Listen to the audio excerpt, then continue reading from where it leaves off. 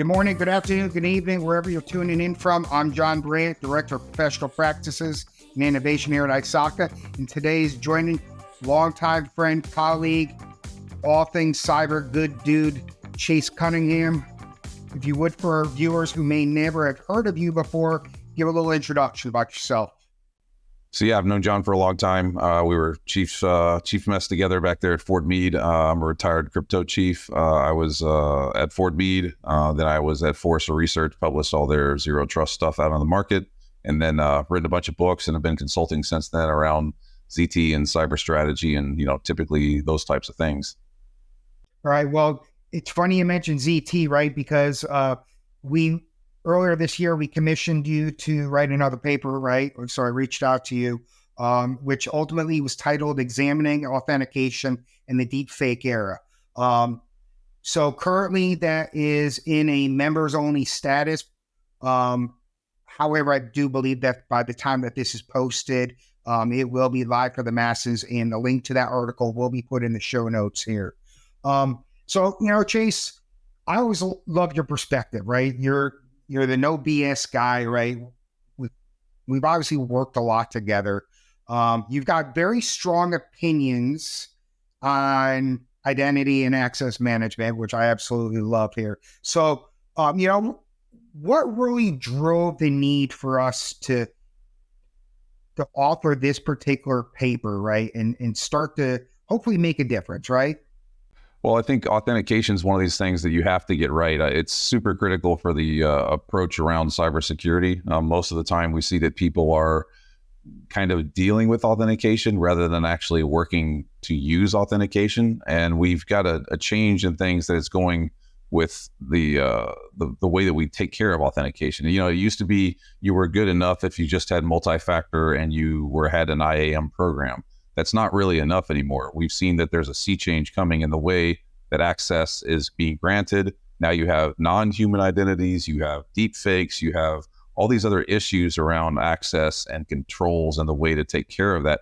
It's a Rubik's Cube from hell. And I don't think that we've done a good job of really understanding the spread of that problem. So I think that this was a great opportunity for ISACA to put the research out there and kind of say, this is what the future state looks like, and this is where we need to sort of focus our approach for now. So if we look back, right, let's talk early forms, right? So passwords, again, passwords, we know historically individuals choose stuff that's easy to remember. What's interesting, right, is how many decades that we went on before the official party line on passwords changed, right? It was the complexity and all that stuff. And then at some point, like somebody had this epiphany and we woke up, it was like, I don't know, we needed to be like 14, 16 or more characters. Then we went through the evolution, right? We've got pins and that's a total different bag of worms, just because in the credit card industry, right, we've got a financial sector that in some cases is still bound to just four digits, which obviously seems ridiculous in the modern era, why we've not been able to at least evolve that. But then we go into, physical tokens. But you touched on multi-factor. Let's spend some time there, right? Because oftentimes, and it ultimately depends on who we are, what your view on all this is, because most services out there are increasingly pushing multi-factor. So let's talk about, even though there might be some shortcomings, let's talk about how it at least is helping a little. Yeah, I mean, 1,000,000,000%. I think that the narrative around people getting kind of abandoning MFA or 2FA because they think it's a failed approach, that's wrong. Really, you should be enabling MFA. You should be using 2FA. It's not perfect. Nothing in cyber is perfect. No engineering is perfect. The very nature of building something means someone can reverse engineer to take it away. But MFA, 2FA makes you a lot better than the kind of low-hanging fruit. If you don't want to be the slow gazelle, you don't do things that slow gazelles do. So this is where you should be enabling MFA. I think generally you should be using an app to do that. I don't think you should be doing it via SMS because of the things that people can do to get around that. But there's never a reason, in my opinion, that I've been able to find that it's just, we shouldn't bother with MFA or 2FA. Any sort of out-of-band authentication is valid and useful, even if it's something. I mean, I tell my own mother this when she asks me questions about it. She says, well, somebody asked me for something. I go, did they call you or text you or email you or whatever? If you didn't get some sort of out-of-band authentication, whatever that is, and she's 70 something, you don't answer. It's just that simple. If it's a bill collector, they'll come find you. Trust me, they'll make sure they get their money. So the issue of not having MFA, I think, is kind of a one you shouldn't even ask. You need MFA of some way, shape, or form. It's better than the alternative, and it makes your authentication mechanism that much more not bulletproof, but I guess bullet resistant. I love that you mentioned, the advice towards a central solution, right? To which there's a couple prominent players in the market, right? We got Microsoft's out there, Google's got one. And what I will say, fortunately, somewhere along the way, we got some UX people involved in it, right? Because it used to be really clunky. And the fact that now you could take a picture, with a scan code, with a QR code. And we see that even now it's moved into the streaming services if you want to throw up your system to your local TV or whatnot. So, there's always benefits the more user-friendly you make it. However, but where we start consolidating, and that's the thing, we've had these conversations. The internet was never designed to be consolidated, right? And what's the potential risk from the authenticators right now? Because we're seeing it in the cloud market, right? In services where now we just need to go after one big target and potentially impact another. Is there some potential risk with the authenticators as well? I mean, we've seen the side of the risk that really is boiled out there with it. Usually has been around non-human identities that are tied to an administrator getting access to something, and it kind of goes sideways from there. There was the Okta issue. There's been some other vendors that have had problems. And anytime you consolidate technology into one space and you kind of get to that, oh, cool, we have a single throat to choke.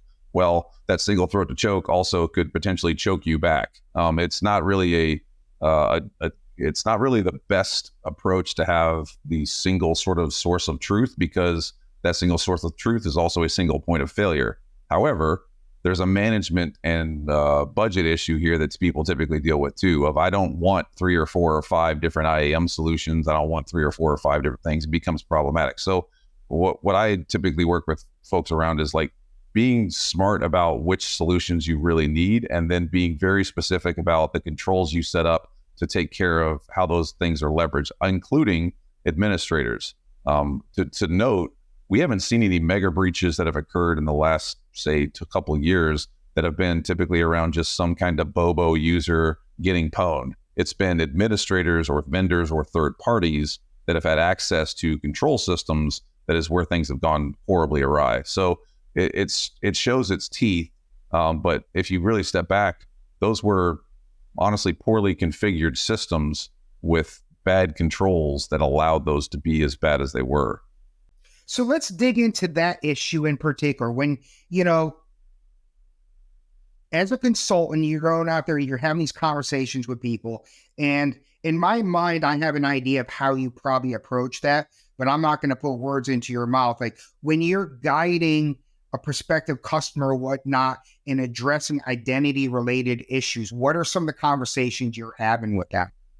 The first thing I really think people need to do, and this is something we talk about in the context of ZT all the time strategically, is have a really good inventory to begin with. If you don't have a really good inventory to begin with, you're going to wind up missing things. And I don't mean just your user accounts. That's pretty easy. You should have that. That's what Active Directory is for. But I'm talking about your non-human identities, your accesses, your people that are logging in from weird sites, folks that are using your systems to go out towards G Drive and share stuff outside of the bounds of your enterprise. When we say inventory, you need to have a total inventory of what's going on there. And if you're missing something, it's going to come back and get you on the far end of it. Take the time. It's I think it was it Abraham Lincoln or someone that said, if I'm going to chop down a tree, I spend 5 hours sharpening my axe. That's what you're trying to do here, is to make sure that you've got the time and effort plotted, planned out, and scoped, and then begin to whittle away at it. And then the first thing I always tell folks is, if you've got a question about whether or not an account is valid, shut it off. If you see people come freaking out and blowing up your email about it, guess what? It's a valid account. So it's one of those ones of, you got to have a little bit of intestinal fortitude to kind of put that stuff out there. So, okay. And that all makes perfect sense. And that was actually really aligned to my thought process here. When we talk about the human identity side of it, what's the relationship between that and the types of data the enterprise has in the level of criticality? Well, that's where your administrators, your people that are doing things, developers that are building applications, are really of concern to me. I typically am not too worried about the kind of average user on a system. If they're just doing their job, if you've got things set up the way that they ought to be, they're probably minimal sort of risk. It's the people that have excessive controls. Interestingly enough, you'll see this a lot with like the C-suite, where for some reason the CEO thinks they need to have access to everything all the time because they're the CEO. Sorry, that's not your job. Your job is to do company stuff. You get access to what you need. The whole role-based access control is a very big, very real thing. And if you're not aligning to putting those programs in place, you're going to get stuff sideways. The other one that shows up is kind of the zombie accounts and the folks that have access to things that they really shouldn't or don't need to. They had it once for some particular reason, and it stays out there and lives. The longest one I've seen actually was, I think it was 11 years on a system, that it just a zombie account been sitting out there talking. And this was an industrial control system, just sitting out there talking to the internet for 11 years, that no one ever shut it off and figured out that it was not a valid use case. So that ability to know what's going on and be able to figure out if it needs to be there is a real conversation that has to happen. And it can be uncomfortable because we're humans. We have this, sort of tie, like if I think I should have it, I should have it. But in reality, it's a risk. You shouldn't. Well, and it all ties back to insider threat as well, right? Because at the end of the day, like everything you're talking about, and you touched on it tangentially, right? Like at the end of the day, as part of that whole inventory, it's the data that a modern company is processing anymore and the manner in which they're doing. Like, you and a lot of others, we talk about it all the time. Data is the modern currency. It's modern gold, right? And data is being, in a lot of ways, weaponized in a lot of ways, right? Like it is enabling business to happen. And now we've got we're warehousing copious amounts. So whereas, yes, you've got these administrators or these other higher level privilege accounts that are helping to do that, there's got to be that conversation between those that are charged with actually applying the controls and who actually owns the damn data to begin with, correct? Yeah, it's never a good thing. I think this is where the organizational structure actually is one thing that needs to be resolved across the enterprise, across our community as well. This is why I don't think that CISOs should report to CIOs. I think they should go direct to the CEO, because I've sat in the room in a whole lot of instances where the CISO has a program, a plan in place, and they've got RBAC and they're putting MFA and whatever. And the CIO just derails it because they don't want to cause changes in the org, or they don't want to cause friction, those types of things. And it's not necessarily an invalid argument because user experience is a real deal. But if you're not taking care of it and you're not programmatically dealing with it, you're rolling the dice. And this is also one of the spaces where I think it's funny where people still sit around saying like, well, how do we solve this problem? We have 30 years of data that shows us that access management, passwords, and users are pretty much where the problem lies. Why would you focus on other stuff first? Even if you're talking about network security, how do you get to a network with a firewall, and what do you use to get to a firewall? An account, like it's all there. So there's a linchpin in this tent, or a tall pole, whatever you want to call it. It's users' accesses and the way that they get to systems. I'm glad you brought that up about the CISO reporting, right? 2 years ago at State of Cyber, we actually dug into that issue. And it was interesting. I don't have the exact data point, but through one lens, there was no difference in who they reported to as to impact. And I think that if I recall correctly, that was more along the line from an operational perspective. But when you looked at the other aspect of that, to your point, as well as, high level support for your programs, what you're trying to accomplish, what's interesting is just this week, like I've heard, conversations where, and I think that I think it's probably the most likely to happen longer term, with the caveat that there's, in the grand scheme of things, small to medium enterprises accounts for the most amount of organizations that are out there, right? By and large. And so when we talk about this very rigid structure, normally there's an assumption it's on the larger side of the scale, right? Because the smaller the enterprise, the more of a free fall it typically ends up being. Try to do more with less, right? Yeah, I mean, this is where technology is useful. Absolutely. No, you're absolutely right. But I think this, we look at the legal implications, and where I was going at with this, the prevailing view is that whether or not it's the CEO or potentially, your counsel or even the CFO, or, because we're seeing that the more regulatory stuff they put down, the more the financial impact is. So it's interesting. I don't know that it's going to help us in the short term. Obviously, I think there's some geographic dependencies with that, like where you are and how they operate. But it's something to be mindful of, because at the end of the day, the priorities are different at the end of the day, right? Yeah. I mean, the business folks need to do business and the cyber people need to do cyber, and we've got to find a way to, get along and make sure that that's operational. And I really think that if you're using tech correctly and you've got a good strategy, your cybersecurity folks should not be the Department of No, they should be the Department of Go, but they're going to help you go cautiously and intelligently rather than just go. It's one thing to, what was the Zuckerberg thing about go fast and break things? That's okay. However, when you're dealing with, patient records and healthcare and, critical systems and whatever, going fast and breaking things is not necessarily the smartest approach. Well, especially if you're a big brand, because we've seen this of late, how you operate in cyberspace, or how you don't operate, maybe is better. There are actual financial implications to what happens to your brand. Well, and now the SEC is involved. So if there's any two organizations in the U.S. that people should be kind of concerned about, it's when the IRS and the SEC get involved. I mean, the IRS is the folks that got Capone. They'll get you too.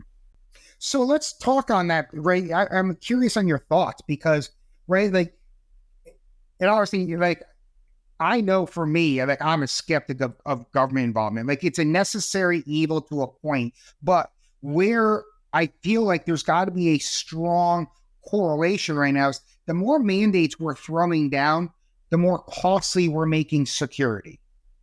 Yeah, it's trickle down cyber is what I call it, because they're passing those costs on to us as the consumers. Cyberflation, I actually wrote an article about it recently and literally tied the two together, and you can see that they track directly in line. So what it boils down to is the more regulations, the more compliance requirements, the more paper shuffling people have to do to run businesses. They're not going to accept that cost. It's going to be passed on to everyone else in services and goods and whatever. And you see that. It's in lockstep for the last X number of years. And I work on Capitol Hill all the time. I do lots of work with the folks up there that are writing the legislation. It's not really well understood, the intricacies of how this stuff actually works. And they're all lawyers. Like they're used to just kind of putting stuff on paper and shoving it down people's throats, and then it's a thing. Where in cyber, that's not how we operate, and that's not going to work. So I agree with you. Like the increase in legislations and regulations makes sense from a legal perspective, but there's ways to do it correctly that would, help us all, because it wouldn't be cost passed on to us. Well, in the traditional model of levying compliance requirements, it ultimately continues to perpetuate this checklist mentality, which runs counter to what we're saying. Yeah, and it's so I actually was doing a workshop with some folks on Capitol Hill, and I was talking about kind of the shenanigans around compliance, and just to prove how easy it was to get by it, I told them on a Thursday, I said, I'll be back on Wednesday and I'll be certified compliant and have a cyber insurance policy issued to my company. And over the weekend, I created a company, an LLC. I set it up. I got my compliance stuff. I paper whipped the stuff I need to paper whip. And I got my kind of, BS cyber insurance policy, and came back in on Wednesday and laid it down and said, done. And they were going, how is that possible? And I said, that's the system you've created. It's just that is, especially since we have this crazy thing called self-attestation. I don't know how that ever works in a world where you want people to validate that they have controls, but thank God we don't do self-attestation for like aircraft. Right. Well, and I love that point there, right? Because I'm going to pivot here for a second, right? Because we had to tie in with a paper because we were talking about like the whole deepfake thing and how it's kind of changed the game and the reality. So that's embedded and enabled and being perpetuated by AI, right? And then here's my view on AI, and I surely want your opinion on this. To me, I feel like people are going to mess this up because we've messed it up to this point. At the end of the day, I've got data, longitudinal data that says, given a list of soft skills, non-technical, honesty always falls within the bottom 3. So if we know that, and we also have plenty of data that says, given a gazillion regulatory, thou shalt do's, and companies which are ultimately run by practitioners are not doing the proverbial right thing, how do we ever think that AI is not going to go off the rails beyond repair? Yeah, I mean, we know, number one, we've skewed the market because none of this is AI. That's part of the problem is the marketing says it's AI, and people who aren't technical, they think that there's Hal that's going to say, not right now, Dave, I can't let you in. That's not how these things work. These are computer programs with good algorithms and good math and good process and compute, and they take inputs and vomit back an output, but they're not AI. And I think to your point, that's where people get it wrong is they expect to be able to work with a prompt and then have the prompt kind of give them the correct response and kind of hem them in, like be AI'd into the optimal outcome. When really what it is it's a tool that you can use to do things quicker, better, faster, but it's still going to be kind of bent on your bias, which has been proven, and it's going to look for the outcomes that you're looking for. I think there was a paper recently that was published by somebody that basically got ChatGPT to tell him how to make a homemade bomb. And I mean, that's something that you wouldn't want a system to do, but he was able to basically talk it into a theoretical approach, and it told him what he needed to do. Right. I think you nailed it there without trying to, because the problem is, if you look at the definitions by which we're all operating under, AI is this big umbrella, but there are layers to it. And within the last 15 months, we're hyper-focused on Gen AI in particular, which, listen, and make no mistake, like there are significant issues there, right? Which you just talked about with how you prompted, because ultimately it's how those things were created. And that's my point at the end of the day is there's a lot of evidence out there via reporting and people falling from all places. Like, people are fallible. We know that much. And that given they're doing the right thing or their own safety, meaning their job, the human nervous system is wired to protect itself. That's irrefutable, right? Like, at the end of the day, scientifically proven, we don't put a lot of emphasis on it. That is a well-known thing. And so this is, and we've seen where it's kind of dabbled a little bit, where the human psychology needs to be introduced and leveraged more in what we're trying to do with shaping human behavior and, in a bunch of different things. I'm increasingly skeptical, though, of whether we're going to ever get it right. I think that we've collectively have got it sort of wrongish, and it's continuing to get wronger. I know that's not the correct term, but it's like that's where we're going, because it's spinning so fast out of control. Like, we're doing Internet 2.0, and we're doing it at a speed that's even greater than we adopted the Internet, and we're expecting things to be different on the back end of it. That's not how it works. If you're not going about it correctly, you should expect bad things on the far end of this. And I genuinely am. I'm not like Musk, where I'm concerned about the Terminator sort of side of it, but I do worry about us accidentally kind of creating a type of AI that could be detrimental in a whole lot of different ways. And I mean, honestly, if we have people now, I was reading articles about folks that are talking to ChatGPT as therapists. I don't think that that's a wise decision, but people will do it. So, there's artificial intelligence and natural stupidity. We have way more of one than the other. Right. Yeah, no, absolutely. I think what I really like happened in Europe again with this new their AI Act is this concept of harm, right? Which is it's an important one because, to your point, there are some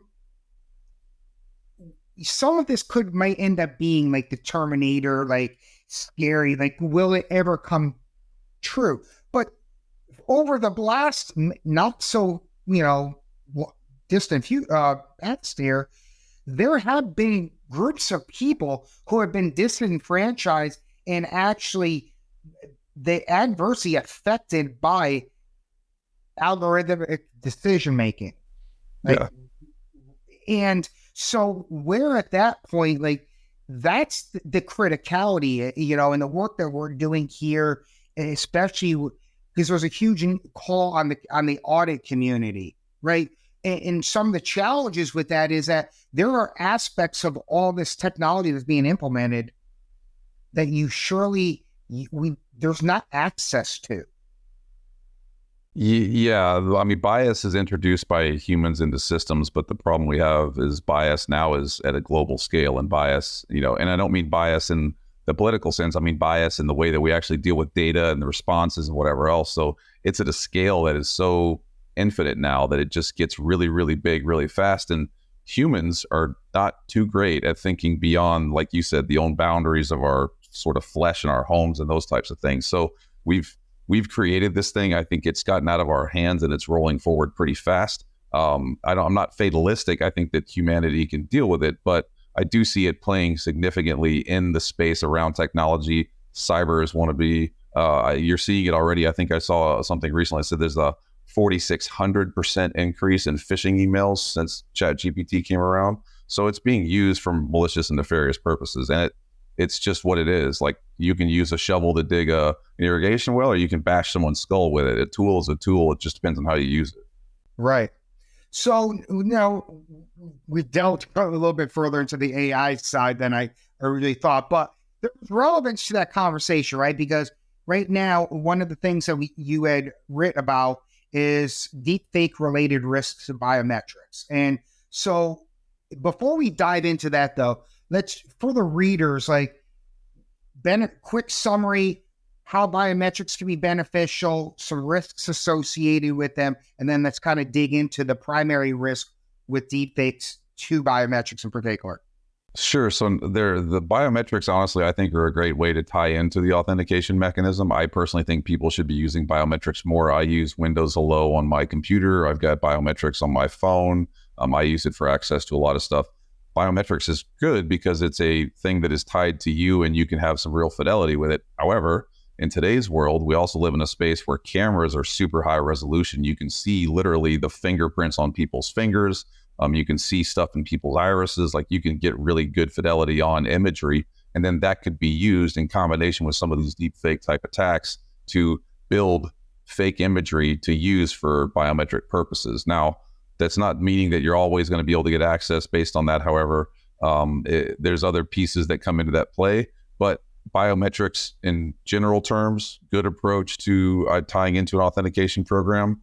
Just be aware that there are risks associated with it. And lastly, your biometrics are tied to you until you're in the dirt. So that's something you have to be aware of. If someone ever does get a hold of those biometric things or the tokens or whatever's behind it that allows the access, that could be a problem for a long, long time. No, that's a really good point. And if you look at some of the industries that are looking to leverage, AI in general, right? Like healthcare is a big one right there. And I think, the State Department just recently said that you could get your passport renewed online now, which there's a big biometric tie in there. Right. So, and to your point, like, technology's been our friend. The problem always boils down to it's the protection of those systems. Like, Eh, You and I were part of the original big breach that is now like it's right. Like the OPM breach was monumental to us, and then for me, it's like, well, listen, everything else is just, it's peanuts on top of that until now the background check system got had too. Yeah, And it's one of those ones of when I saw, I mean, that's why when people say, oh, there's a breach alert, I'm like, oh, great, whatever. There's another one. right, I mean, you got OPM, so right. And we're talking about systems identity. The reality is that at some point, like, at least here in the US, like we've been hyper focused on social security number for so long, like, but those numbers continue to be gotten. Like at some point, we need to figure out something that's tied to us that's basically almost like the random generator, yeah, right? Unique that, okay, when one's burned, let's just cycle through.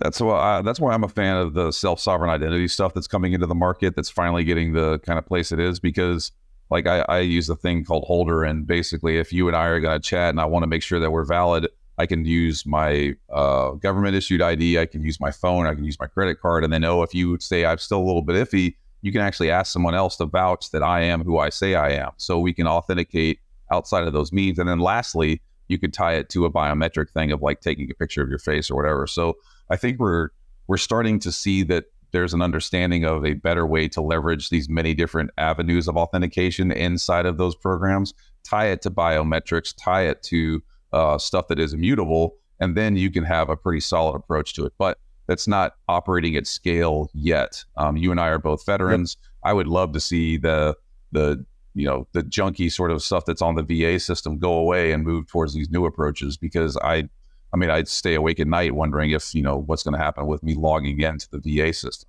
Right. No, that's all a good point.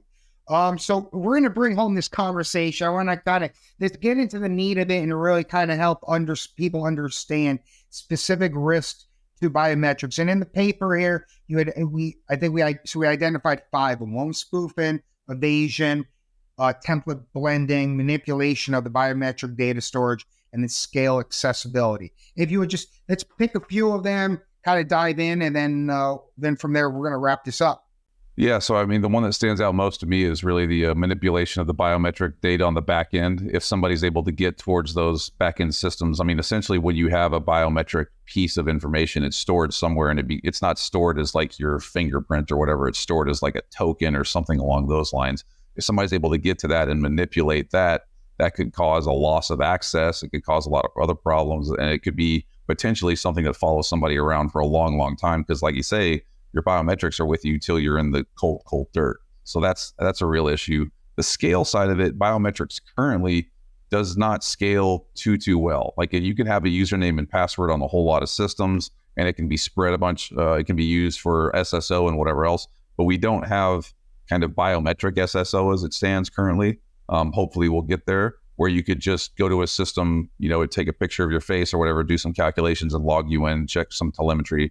But we're not there yet. So we're in the early stages of biometrics for authentication, which I think is very useful in a lot of contexts, but the risks are there as well. And then, finally being able to manipulate imagery at the level that is needed to cause an issue with someone's authentication via biometrics is a very real risk.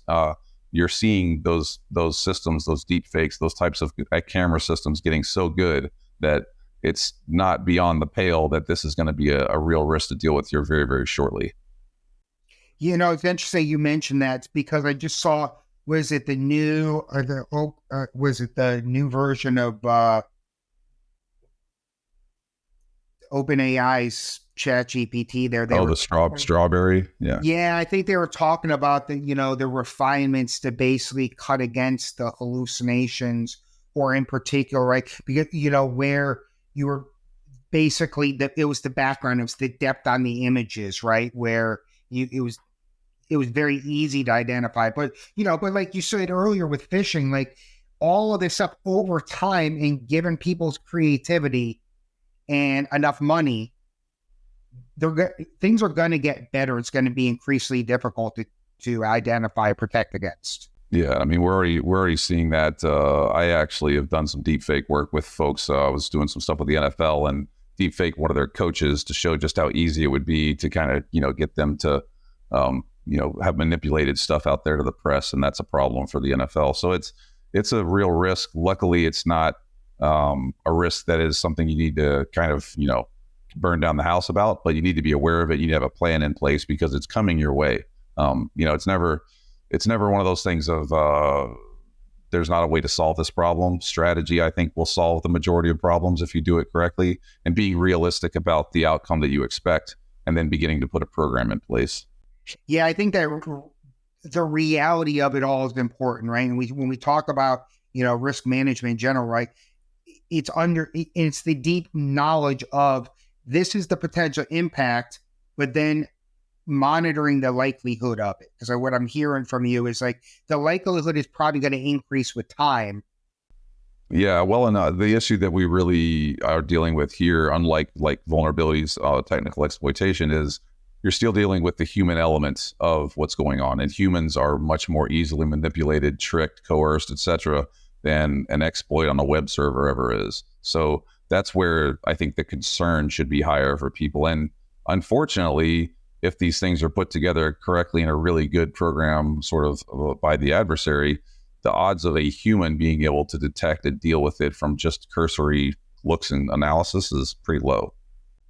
No, that's a really good point there. So for our listeners, I encourage you to go to ISACA's website, look at and go download this paper. Again, Examining Authentication in the Deepfake Era. We'll have a link to it in the show notes.